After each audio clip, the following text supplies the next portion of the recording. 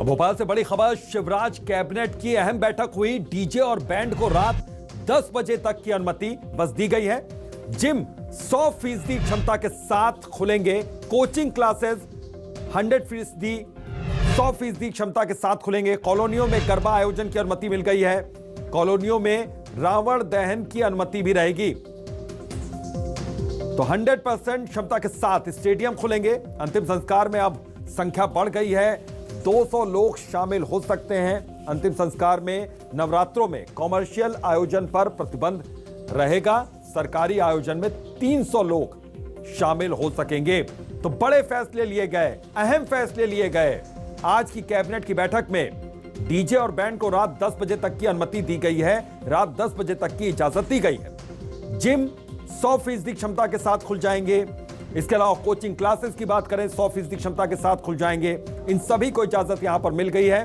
तो जो मुश्किलें थी इनके सामने, अपनी रोजी रोटी की जो समस्या थी, फिलहाल वो दूर होती हुई नजर आ रही है। शिवराज कैबिनेट की अहम बैठक में बड़ा फैसला लिया गया। तो डीजे और बैंड को रात 10 बजे तक की अनुमति दी गई। जिम की बात करें तो 100% क्षमता के साथ, कोचिंग क्लासेस की बात करें तो 100% क्षमता के साथ। राकेश चतुर्वेदी हमारे सहयोगी इस वक्त हमारे साथ जुड़ गए, सीधा उनका रुख करते हैं। राकेश, क्या क्या आज बड़ी और अहम बातें निकलकर सामने आई हैं इस मीटिंग में? बिल्कुल, शिवराज कैबिनेट की बात करें तो करीब दर्जन भर प्रस्ताव मंजूर हुए हैं, लेकिन जो सबसे बड़ा प्रस्ताव है और जो हर व्यक्ति से जुड़ा हुआ है वो है नवरात्र का गरबा महोत्सव। देखिए, हम जो इससे पहले जब गणेश उत्सव था तो उसमें तमाम बड़ी गाइडलाइन थी।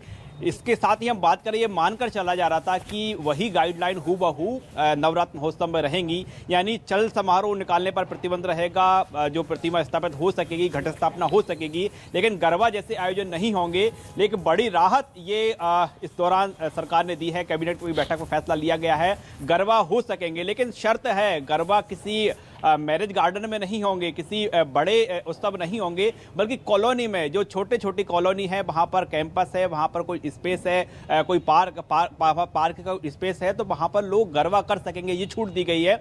जो गरबा को लेकर अभी जो विस्तृत गाइडलाइन है, इसमें कितने लोग शामिल हो सकेंगे, इसके साथ ही जो एक गाइडलाइन जरूर जारी कर दी गई कि रात 10 बजे तक कॉलोनी में गरबा अलाउ रहेगा। गरबे में डीजे भी अलाउ रहेगा। डीजे के लिए सुप्रीम कोर्ट की गाइडलाइन का पालन करना होगा और ठीक रात 10 बजे डीजे से लेकर गरबा बंद करना होगा। यानी कह सकते हैं कि सरल शब्दों में समझा जाए तो नवरात्र महोत्सव में गरबा होगा, लेकिन गरबा हर कहीं नहीं होगा। उसके लिए कॉलोनी में ही यदि व्यवस्था है तो लोग गरबा कर सकेंगे। कॉलोनी के जो संचालक है वो आयोजन कर सकेंगे, लेकिन कॉलोनी के बाहर बड़े आयोजन की पूरी तरह से प्रतिबंध रहेगा। एक ये बड़ा फैसला इस कैबिनेट की बैठक में हुआ है। यानी कह सकते हैं नवरात्र महोत्सव में जो गरबे के जरिए आराधना, मां की आराधना होती है, वो मध्य प्रदेश में हो सकेगी। दूसरे बड़े फैसले की बात करें तो कोचिंग को लेकर है। अब तक मध्य प्रदेश में 50% क्षमता के साथ ही कोचिंग संचालन का प्रावधान था, उसे बढ़ाकर 100% कर दिया है। वहीं हम सिनेमा घरों की बात करें तो उन पर भी छूट जारी है। इसके साथ ही जो मुख्य रूप से फोकस किया है सरकार ने किया है नवरात्र महोत्सव। देखिए,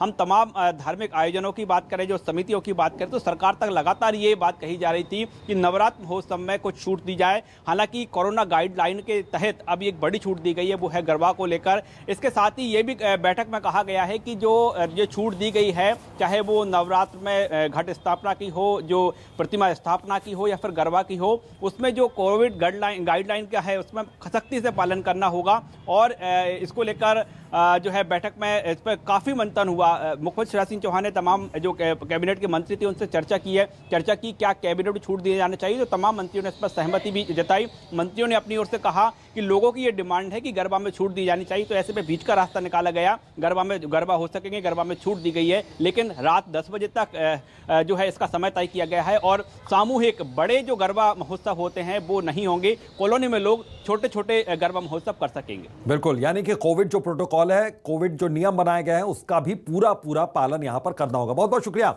आपका इस तमाम जानकारी के लिए। तो बड़ी खबर और अहम खबर